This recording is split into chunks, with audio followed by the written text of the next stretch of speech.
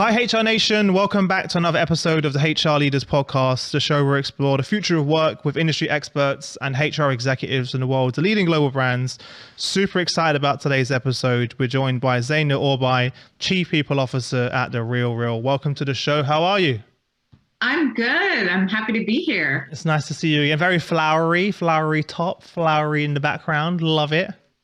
I know, it lifts my spirits. So I feel like at this point, whatever brings joy, I'm going to lean into that. Yeah. Are you like me though? Are you fronting and they're just like fake ones? Because like everyone always asks me on my set, they're like, oh my gosh, how do you water all those plants? And I'm like, yeah, they're fake. They're not real. Oh, yes. They are fake. I would be able to, yeah. They are fake, but they still bring me joy. Do you know what? I attempted to have real plants, not even exaggerating at one point. And I'm like, I'm just not that person.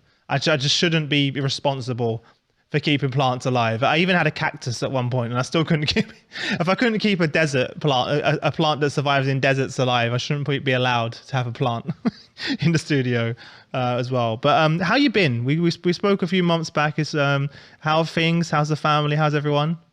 Everyone is good. Everyone's good. I think the new year kind of caught me by surprise. Maybe my expectations were a bit different going into 2022 and it started, I think just differently. So it's a bit of a just reset, even in the new year. So, but otherwise at this point, I think I would say taking it day at a time, when the sun comes out, you got to appreciate the little things. Yeah. I think we're all so hesitant to plan ahead now at any point. We're like, just take it day by day and see how we go. Because we're like, our level of resiliency and uncertainty is very high at this point, I think, as well. Before we jump in, tell everyone a little bit more about you personally and your journey to where we are now. Yeah, so I live in Oakland with my husband and 5-year-old daughter. Born in Dubai, grew up in, born in Mumbai, lived in Dubai, and then grew up in LA. And so I've been in the Bay Area now for almost 10 years. I was in the nonprofit world for a while, then went into retail management, and then it took me into HR. And I've done a lot of different roles in retail organizations, tech companies, and then the RealReal. I've been here with this company for 3 years, and it really took a lot of different parts of my background and put it into one role because it is a tech company, it's a fashion company, it's a commerce company, it's a retail company. It's sort of disrupting the market. So it was interesting to now step into a role where, pulls from all my different experiences and puts it in one role. So that's been fun. Well, that sounds cool. If you can find a company that ticks all those boxes, right? That your passion, your why, your purpose, and your experience in one space, that's a pretty cool place to be. And for people that aren't aware, you mentioned the industries though there, but tell everyone a little bit more about the RealReal, what you do, just so people that aren't aware of that. Yeah, so the RealReal is luxury consignment. We're disrupting the traditional, retail space. And so people give us their pre-owned goods.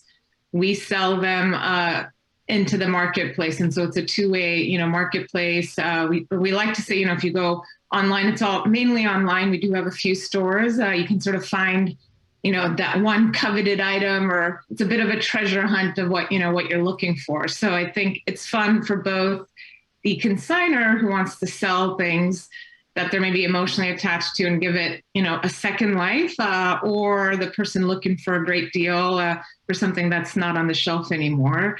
Nice. And I'm the Chief People Officer there. So I oversee, all things people, HR, recruiting, tech, internal communications, and sort of, all of the above. And I've been with the company 3 years. Nice.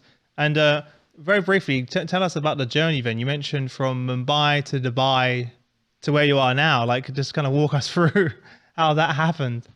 Yeah, so that was, those were decisions, I guess, when I was younger. So my parents are Indian, and they had moved, they were living in Dubai, and all of a sudden my mom, got nervous and she said, I want to be by family when I give birth to my first child. So she flew 6 months pregnant with me. I was born in Mumbai. I was only there for 3 months. And then we went back to Dubai. So while my birthplace is Mumbai, I have not actually lived there. I've visited, obviously, but my family's there. And then Dubai, we were there till I was age 7. My mom had a second daughter, so I have a younger sister, and she said, "You know what? I'm raising 2 girls. Maybe an Arab country isn't the right place to be. Let's go." I was thinking that may have been a factor in a decision. Yes. And so she said, "Well, you know what? We can go back to India," which, isn't necessarily much better. We move forward. And so they really immigrated to the US for their daughters to create opportunity. And so to me, I wake up every day thinking about sort of the responsibility and the opportunity that my parents have given me just by moving here. But yeah, a lot of the impetus for the move to the US was to create better opportunity for the daughters. That's amazing. I just wanted to bring that to the conversation as well. And I think that's super inspiring. And I'm sure kind of it's part of the why and your purpose and what you do, right? And weaves into that experience must be super valuable. Yeah, no, I think for me, it definitely is, the fuel that like keeps me going, right? On days where you're like, God, it's hard, or do I really want to do this? You're like, you know what? There are probably thousands of people, millions of girls out there that would want the opportunity that I've been given. So yeah, I do think it fuels me on days when it's tough, where you're like, got to show up, because it's, you're representing, a whole community that, may not have this opportunity. So. Your mom sounds like an amazing woman. What would you say is the sort of biggest thing you've learned from her? She lives in the present moment, and she's an opportunist. So it's less about, what I didn't get or what didn't happen. It's like, let's create the opportunity. So I think she's defined her life to what she's wanted, which I think in many ways I get from her. Yeah. Like, create the life you want, regardless of the cards you're dealt. Right. I love that. Yeah. Yeah. Because I think in many ways you can, it's very easy to become a victim of circumstance, because, growing up, I grew up pretty poor, single parent, 4 kids, lived on government benefits. And I realized there was 2 mentalities for my friends that in the area. You have the vast majority, unfortunately, it was this victim mentality, that we're going to be victims of circumstance and blame everything on our situation and where we are in the current moment. Or like you mentioned, your mum, is you look at the opposite way and use that as the fuel and the desire and the passion to achieve. And that's quite rare, I find, for seeing from people. So it's really cool to hear that.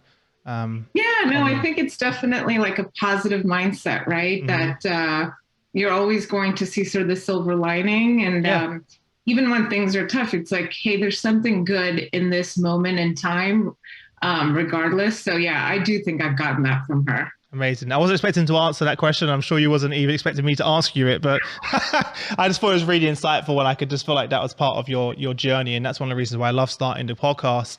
I kind of just hearing where people were and where they came from, because there's always those hidden gems and moments that matter, which you've kind of defined.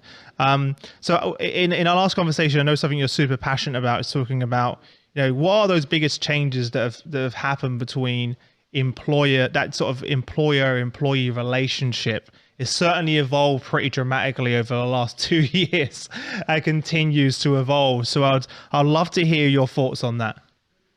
Yeah, no, I do think the biggest change has been the relationship between the employer and employee. And really, I think about it in 4 themes. So the first is work-life flexibility. And this is much broader than where do you physically work, right? Whether in an office or elsewhere. The second big theme is around connection. People really wanting the human connection, the social connection, feeling connected to a cause more than ever. And the third, I think that's really coming to the surface, and we're only starting to understand it now, is around mental, well-being, and a lot of the health experts talking about the pandemic as a trauma, which means there's a long tail to recovery, and people looking for workplaces that will embrace that. And then the last one, I use the word career acceleration rather than growth, because I do believe the world is sped up. We things are in such flux and such change that pace of change has accelerated in the workplace, including how people think about their careers. I would say those are the four big themes that I think have changed in terms of the dynamic between the employer and employee. Mm-hmm. And I think one you mentioned to me before as well, and I agree on all of those, is that connection, right? That connection to work, the connection to your manager, the connection to at all levels, as well, is something that before I feel like we took for granted in many ways, as well. Like I always say that I felt like during the pandemic, even though I wasn't in the same room as my team, I learned more about them and our relationships became closer, even though we were so far apart, because we got to look inside the lives and minds of everyone through Zoom call. You can see my daughter running around shouting daddy and making a mess. We all had this shared experience that we were going through that kind of broke down some of those boundaries between work and life. And people realized that work and life really it's not a work-life balance, it's a work-life blend, integration, whatever word you want to use, as well. And it kind of demystified that for a lot of people, especially when you're doing work at home and home is work.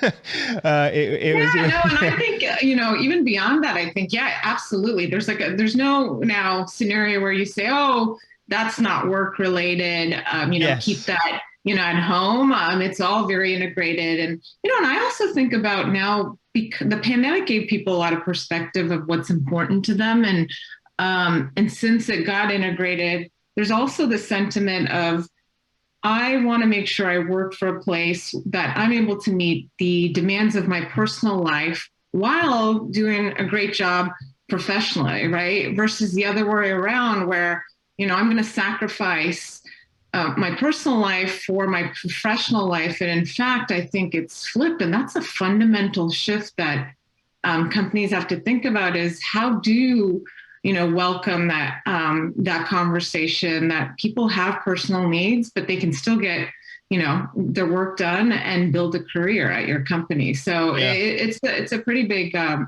think, shift in perspective. 100%. And I think I even had to sit down with my co-founder Shane and have that conversation, because before we had an office in central London and an hour commute, and I sacrificed being able to even by the time I'd got up and left the house, I hadn't even seen my daughter. She was still asleep, and by the time I got home, she was asleep. So almost Monday to Friday for the first year and a half of her life, I wasn't really present, until the weekends, right? And it was a massive eye opener for me during the pandemic that Monday to Friday, I could, I was there every morning. We could make breakfast and lunch and just have that little daddy-daughter time. And we had our little daily routine where we would go for a walk in the park every day, just one-on-one time with me and Robin. And I never had that before. And I realized I was seeing little quirks that she had and little things that I just never knew. And I said to Shane when we got back, I was like, even when we come out of this pandemic or whatever that looks like, I'm not doing this anymore. And it actually made us move our office. So we moved our office from central London to 5 minutes from where I live now. So I was like, I want a lifestyle where I can spend time and be a present dad. And I want to drop my daughter to nursery in the morning. And I want to be able to pick her up after and do those things. And they're non-negotiables. they're non-negotiables because it brings you joy and it sort of creates a more fulfilling life. I 100% agree. I mean, as I've gone back to the office too, one of the non-negotiables is that time in the morning with my daughter before she goes to school. There's only an hour, but that hour is precious. And that means I show up at the office at, 9:30, not 8 a.m. where, I'm out the door before she wakes up. So yeah, I think there's a lot of little things like that people have said, this is important to me in life, which means that the employer now has to think about flexibility. And I think I also hear a lot of people wanting autonomy and ownership, right? So then, how do you get flexibility? And I think it's managers and leaders now driving to outcomes, right?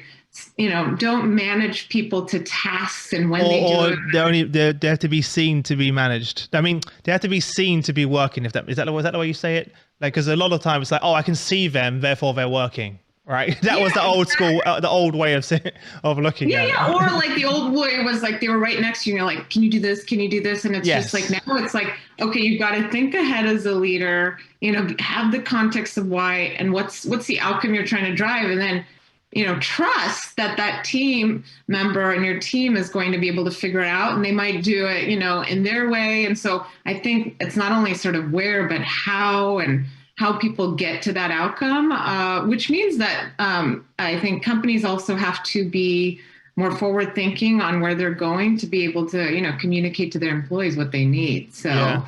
And that's tough, even in a small business like ours. So I can only imagine on scale. It took me a lot of time to figure that out, because obviously we've always managed through traditional management style, right? And all of a sudden you have 5 people remote on my team, and the other 4 are in the office, and then there's others that are like hybrid coming in and out. And how do I treat them the same? How do I give them the same attention? How do I make sure I can measure outcomes? It just becomes super complex, and it took a different type of leadership approach that I didn't know, and I had to learn and grow along the way. So I suppose on that point, what do you think sort of the core leadership skills or competencies that are going to be required now in this new sort of world of work that or way of working? I mean, I think it goes back to that connection. I know people are using the word empathy, human-centered, but it goes back to, do you know your people? What excites them? What are their interests?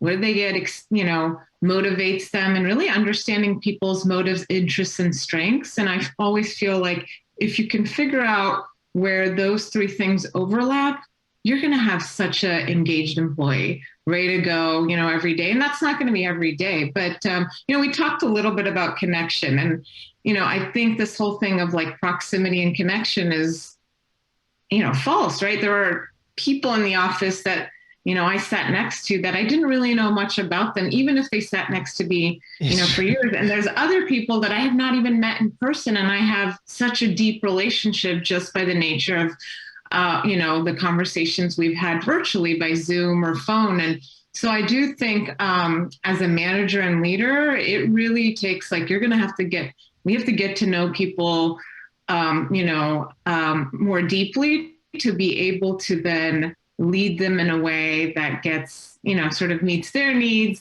and also drives results for the company, right? Which I think is, it's less surface, and it's really about getting to know the person. Mm-hmm.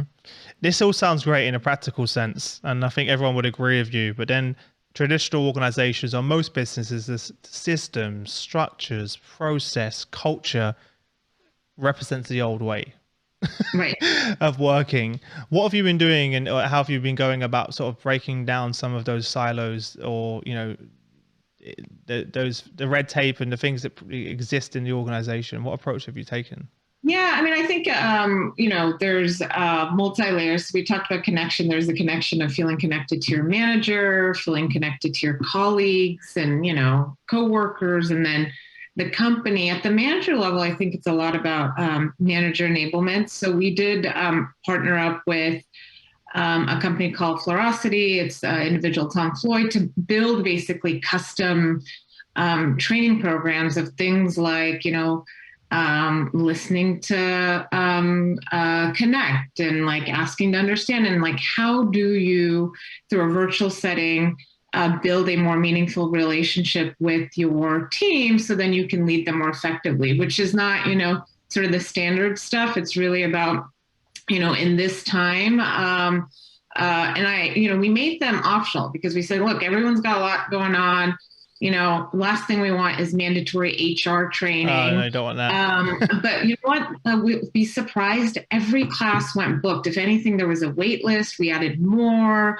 We tweaked them. We added more modules. So now we have a whole host of I think 6 to 8 modules that we offer, which is all about giving and receiving feedback, listening, asking, and building that deeper connection with your team to be able to effectively lead. So I think on the manager side, that has been successful, and people are leaning in voluntarily and showing up and getting a lot out of it. On the team and colleague side, I think we're just starting, but what I'm finding is people want space to talk about, get to know each other, right? Outside of okay, you go into a meeting, here's the agenda, here's the business task, and you kind of go right into work. But there aren't many moments like in an office where there's sort of the water cooler, you're by the coffee machine or whatever. Hey, how was your weekend? Those now, ironically, have to be sort of intentional. Super intentional, right? Yeah, exactly. Intentional. And so, we just had, last week, we got all our directors together. It was virtual because of COVID. So there's 100+ directors, and, everyone had their business updates, their wins and challenges, and all the business stuff happened. But there was one session, it was only 30 minutes. And we kicked it off with, we're going to randomize you guys, break you into groups of 5. You're going to talk about your proudest moment in 2021, the smartest decision, biggest failure, and what advice would you give yourself? And, essentially we were getting just, some people were strangers, some people knew each other. People loved it. They were just like, oh, I got to know my coworker, and, they were, and their struggles, and they're trying. I'm not alone. I'm not the only one struggling.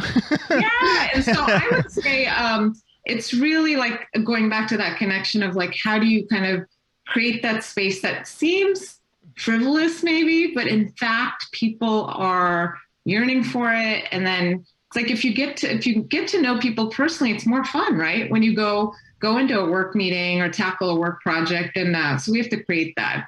Yeah. And then on the company level, we have invested in sort of it is a communications tool to really engage people through, a kind of on a weekly, regular basis, whether it's recognition or it's around our values, around diversity and sustainability. But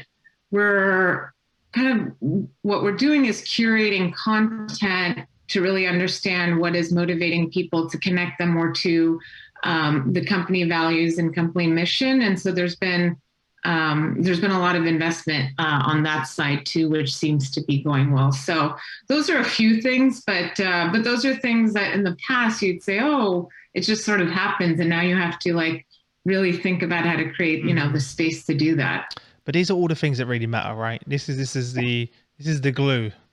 We all, in the past, the glue was the office, the physical, right? We had that was what kind of brought everyone was in the space, see, hear, water cooler, blah blah blah. Whereas when we're all spread apart, you need to have that glue that brings everyone together. And I actually love the fact, I was speaking to a few of my colleagues. One of them's a senior executive at Google, and he's been doing some of those leadership Zoom calls, like you mentioned, where they bring different groups together. And he's like, I'm connecting and learning so much about different people and functions that I worked with for years. And, oh, I share this hobby and passion with this person I had no idea. Or, oh, I could help you on that project over there. Actually, let's set up another call, because I think there's a really good opportunity here. And it's just, and like we said earlier, oh, I'm not the only one that has this challenge. So just being in a virtual room with other leaders saying, oh, are you also struggling when it comes to having conversations with your team about mental health? Because we're not used to it. Many of us are not exposed to having those conversations, and maybe leaders feel unprepared to open that box and say, how are you feeling? Are you okay? Because they're so worried about not having the answers. So I think it's super important. And again, these are things that companies can do that don't cost anything. It doesn't cost anything. It's just like you said. And by the way, we do the same thing at our CHRO workshops. Once a month, we bring together 30 chief people officers for free, and we have a high level group conversation. And then we break everyone into those breakout rooms on Zoom, like you mentioned. And it's a similar set of questions, just some safe space where no media vendors, etc., where they can just have a conversation and share or vent. and a lot of times they walk away with it and they say, Chris, oh, I'm so happy that I'm not the only one with that challenge, or I've got a great set of insights and plans here to know where I'm going as well. So I think our leaders have had a tough year. Obviously everyone has as well, but I love what you're doing. I think it's definitely going to have a huge impact in many areas of the organization. I think so too. I definitely think it's sort of the pillars of that connection and collaboration. And you're right, it doesn't cost anything, it costs time. And I think there's this false assumption that people don't have time, so they're not going to do anything extra. But in fact, it really creates sort of positive energy, which I think then fuels them forward. So I think I challenge people to say, well, you may think people don't want to make the time, but try it and see what the results are, right? So it's almost like when you're full and then you're like, oh, I'll eat dessert. It's a different experience, right? Yeah, I'm not full now. It's interesting because I have a call. I'm very privileged to be part of a group called the MG100. So it's a group of leaders, former business executives, academics, and every Monday we have an hour call. And I always used to think when I started the company, oh, it's a lot of time to commit to an hour every Monday. But what I realized is half of the bottlenecks or challenges that I have in a business are solved through some of those conversations, which end up saving me days and hours and fast track my organization or improve their engagement. So for those people that are listening to say you don't have time, it's probably one of the reasons why you're in that position, is that you're not carving out some time to have those type of conversations and as well. So actually it's the opposite effect that you have. You're so busy. Sometimes it's best just to step away and actually have a group conversation, share insights, be open to feedback as well. So you mentioned the career acceleration earlier and everything's going 100 miles an hour. I completely agree with you. Even, the sort of graduates and leaders that I'm interviewing right now, they want it now, they want it fast, they want progression, but when I was younger, it was definitely not that. It was a lot slower. It was, this many years to get here and this many years to get there. And there's this process. How are you managing that expectation of the... Yeah, I mean, I don't know that we've cracked the nut, but I would say, the joke is just everybody wants to be CEO tomorrow or COO, and so how do we manage that? Because there's only two of those positions. So, I think it's really going to be about getting creative, right? And, even on the people team, we've had, turn and attrition. And instead of going, okay, well, we're just going to quickly go backfill and go find someone in the market with that exact skill set. It's like, well, who internally can we stretch, right? And get out of their comfort zone and take a bet on them, because either they have relationships with the business, because they're a strong people manager, maybe they've got, a strong analytics background. And in fact, you'd be surprised, because it's like when you tap people and say, hey, I believe in you. We have this opening. What do you think about this, and this? People light up because maybe they didn't necessarily see it in themselves and they were waiting for someone to, shed that light and kind of believe in them. Or maybe they were like, you know what, I am feeling sort of stuck and I'm looking for something new. And I think that has been the biggest surprise, just thinking about my team alone, is where I'm like, this feels kind of like, I call people up and I was like, I got a crazy idea. What about this person for this role? And here's why, not based on their experience, but, other reasons where they would be successful. And so I think I sort of put a challenge out to the whole organization, is like, people are getting jobs left and right. Jobs that we might say, oh, well, they're not qualified for, and this and that. But what does that even mean anymore, right? Let's be honest. If you have the attitude and you have a hunger for learning, you don't need to have a certificate or a few letters after your name or even years of experience. Yeah. Right? At this point, it's like, hey, you can do the job, you have it, and let's think about the next. So I feel like at this point, the conversation is less about prove it. It's like, you know what, I'm going to take a bet on you. And what's the worst that can happen, right? It's not successful. And and we have to think differently. So yeah, I would say the market's already dictating it, and it's in our best interest in companies to say, I'm going to get creative with the team I have and put people into stretch assignments, because guess what? People are ready and hungry and want that. So I remember having that conversation when we first started the company, because I came from larger organizations, and a lot of my decisions I realized were being based on a rule book that was written many hundreds of years ago. I was like, why do we have to do that? And to your point, we ended up promoting one of our sales executives into a producer of our events, because they had a passion they had the relationships with the clients, they knew our marketplace, they had the right skills and competencies. Yes, they never produced an event or a summit before, and they became super successful at doing it. A similar example are Ivan, who edits all of our content and produces the live streams and events. He in his spare time at home, he used to enjoy editing his video game footage and content. So he learned how to video edit. He learned how to doing all the live streaming, and we just then applied that into a business context. So I was like, cool, so you're really passionate about video editing and live production? Yeah, cool. Let's do it. Like, he had never studied it or had any experience doing it, but he had the passion for learning and more importantly, the attitude to do it. And he's been with us, 5 years now, and has a whole new career ahead of him that he did. And in previous companies, I wouldn't even have thought about. I would never even have considered that I could even do that and look within the business in different functions. There's so many skills that exist. And how often do we update our CVs? You have employees that have been with companies for 3 or 4 years who are constantly learning new skills and evolving, but we just don't know that. We just don't. Yeah.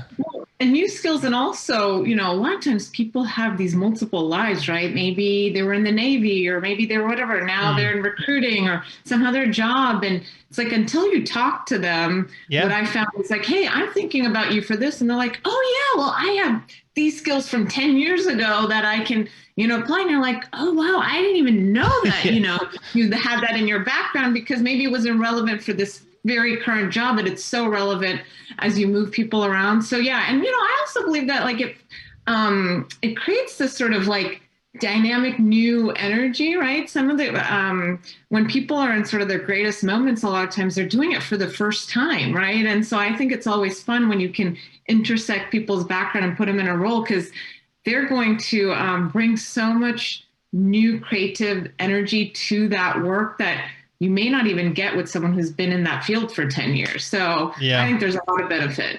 Well, obviously we started this conversation by talking about, the biggest changes between employers. How do you think that this is going to evolve? For those companies that don't evolve and adapt to these changes, what do you think sort of the effects are going to be of that? Well, I mean, if they don't adapt and change, they're going to be short of talent, right? And I think as a people leader, I really believe that people drive business outcomes, and so I think you're either going to have a lot of open roles, or you're not going to have a lot of people, or not have a business.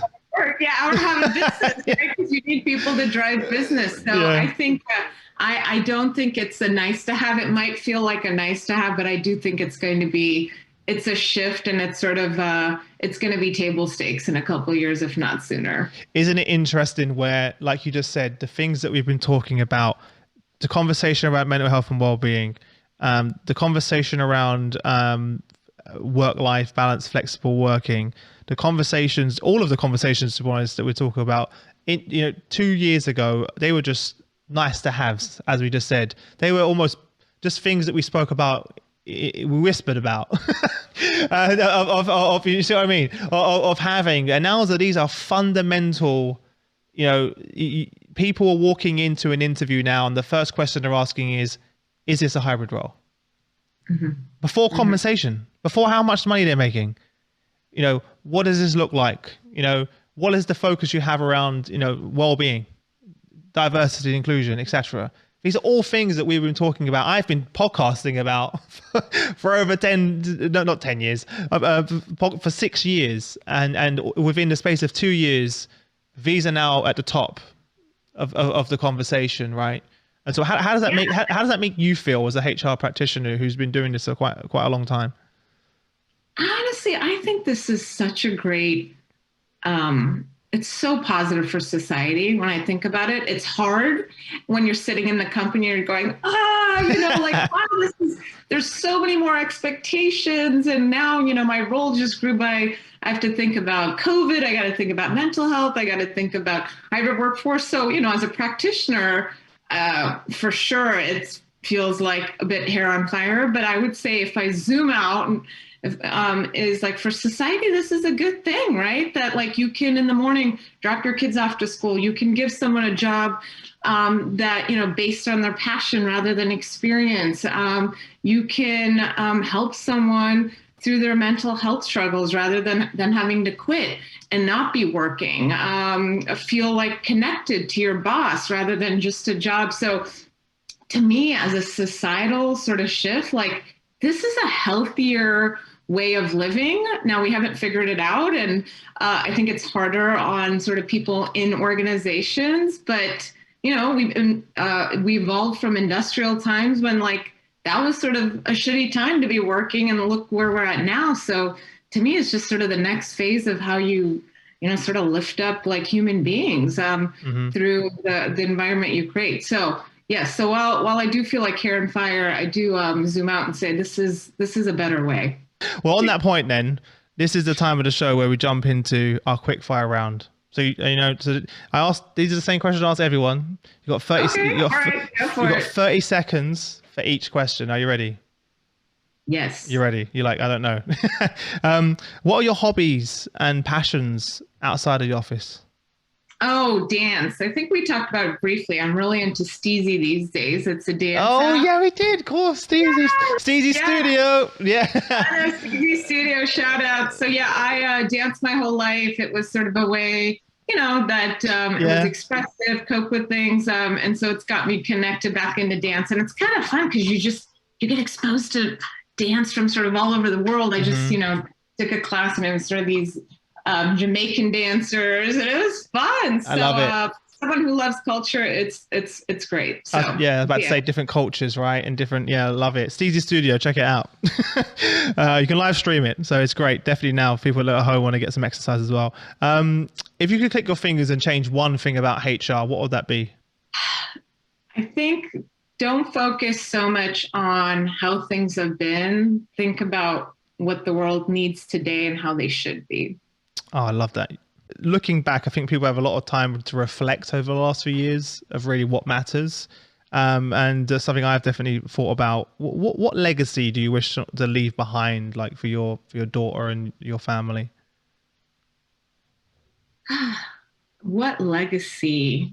I do really take a lot of pride in things that last, right? And that you do something and it stays in that ecosystem and leaves it differently, not permanently, but it's like you left and it changed the waves. So, and to me, I am all about sort of community and society. And so I think creating a better world for the next generation is a positive thing, right? And so whatever little bit I can contribute that leaves it in a better place, I think that makes me really happy. It's a good reason to get out of bed every day. Definitely. Mm-hmm. I did this one recently because I was always interested in it. Have you ever considered a different career in walking away from HR, trying something new? Oh, sure. In the pandemic, I thought about it. I'm sure many HR leaders can relate during that. I was going to say, if so, why? But I suppose that you kind of answered that one. All right. Any particular one that was tempting, or dancer maybe? Dancer? No, yeah, I know. I wish. Gosh, I'm not that good. I enjoyed it for fun, but no, I think for me, it's, I realized I'm very passionate about community building. And so I really had to sort of reframe and think about my job as an HR professional, and how do I bring the elements that I am passionate about? And so for me, it's really creating bridges. I realized that I really enjoy saying, you know what, you two should talk, because like you guys can make magic together. And sort of creating bridges, which is bringing people together to then, create something. And I think you can do that in the workplace, and you can do that in so many other ways as well. So for me, if I can do that in the workplace, it keeps me in my role. And if I can't do that, then I'm going to go find, somewhere else, right, to do that. But that's what I've realized through the pandemic is I really love building bridges to create community. Yeah, we'll have to create you like a chief networking officer or something along community officer. Community officer, yeah. You're just like boom, boom, boom, just connect. That's actually that should be a role. There kind of is a role of what you do actually already. Just to be honest, like chief connection officer or something. I feel like that's really what it's turned out to be, as like the go forward of how you connect people that that they can sort of celebrate and create things. So. It's true. What advice would you give to sort of the HR leaders of tomorrow? No one has all the answers. And I would say we are still in times of a lot of flux, right? And so in times of a lot of flux, so much is changing. And I think the most important thing you can do is slow down. So then you understand what is changing, and kind of ruthlessly prioritize and be intentional with your time. Because I think there's this tendency that when things move fast, you got to outrun it. We're not going to be able to outrun the pace of life right now. And what's changing. You're going to burn out if you do that. Yeah. And so I think the smarter moves to slow down and like, where are we going to now sort of play and be intentional with your time? Because, there's too much change in the world, and nobody has all the answers. So trust your gut and figure it out. So. Yeah. Well, look, thanks for coming on. I really appreciate it. I've really enjoyed the conversation, and I love what you're doing, and I hope I get to come and say hi at some point in person. Yeah, it was see great. you. Well, thanks for having me on your show, Chris. No worries. Well, enjoy the rest of the day, and I'll see you soon. All right. Bye-bye.